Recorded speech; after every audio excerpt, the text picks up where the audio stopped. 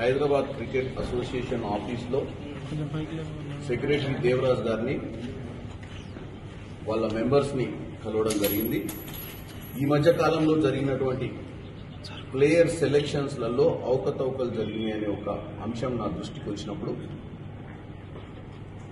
ఏ ప్రాతినిధికంగా వాళ్ళు ప్లేయర్స్ ని సెలెక్ట్ చేస్తున్నారు, ఆ సెలెక్ట్ చేసినటువంటి ప్లేయర్స్ లిస్టు, వాళ్ళ పర్ఫార్మెన్స్ అంటే లాస్ట్ 23-24 కి సంబంధించినటువంటి పర్ఫార్మెన్సెస్ అంటే వాళ్ళు ఆడిన లీగ్స్, ఆ పర్ఫార్మెన్స్లలో వాళ్ళు కొట్టిన స్కోర్స్ కానీ వికెట్స్ కానీ ఆల్రౌండర్స్ గురించి కానీ తీసుకొని దీంట్లో కరెక్ట్ గా ఆడే ప్లేయర్ కి అవకాశం ఇస్తుర్రా, లేకపోతే ఎవరైనా ఇన్ఫ్లుయెన్స్ ఉండి బాధ్యతారహితంగా వాళ్ళను కొంతమందిని ముందుకు తీసుకొస్తురా అనే ఒక ఉద్దేశంతో ఈరోజు నేను ఇక్కడ కలిసి వాళ్ళతో డిస్కషన్ చేసినప్పుడు 2.5 గంటలు మేము అన్ని చర్చ చేసినాం, సెలెక్టర్లతో మాట్లాడడం జరిగింది.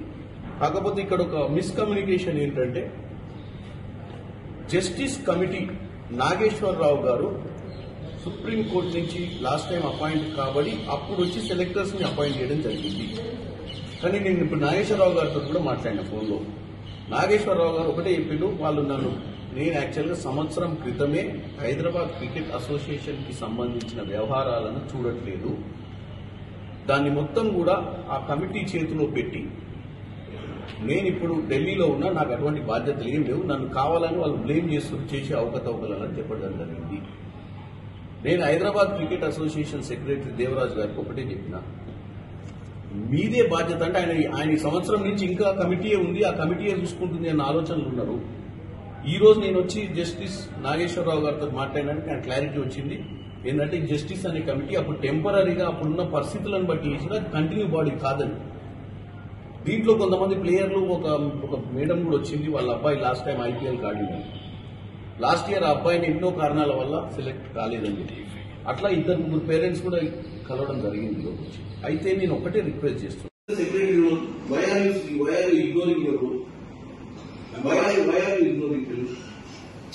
తీసుకోవాల్సిన రెస్పాన్సిబిలిటీని నువ్వు ఈ కుర్చీలో కూర్చొని ఇంత కీలక బాధ్యతలు నాకు సంబంధం లేదని ఎందుకు కూర్చుంటావు మీరు అక్కడ?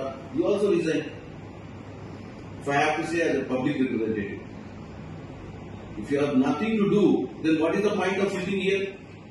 Let us dissolve and form a new committee which has responsibilities. And somebody has to be responsible for every selection, every child's career. నేను వచ్చినా నా ప్లేస్ ఇంకోవడం వచ్చిన క్వశ్చన్ అడిగినప్పుడు ఆన్సర్ చెప్పే కెపాసిటీలో ఉండాలి మీరు. Tomorrow if somebody comes to me, if I do mistake as an elected, if I have to have an answer, I will have to escape. చెప్పాలి కదా. ఇప్పుడు నేను వచ్చిన మిమ్మల్ని మీకు అన్ని తీసుకొచ్చి పెట్టినా, మీకు ఎందుకు సెలెక్ట్ చేసి నేను ఎందుకు సెలెక్ట్ చేయలేదు అని అడిగినా నాకు తెలియదు సెలక్షన్ కమిటీ. Selection committee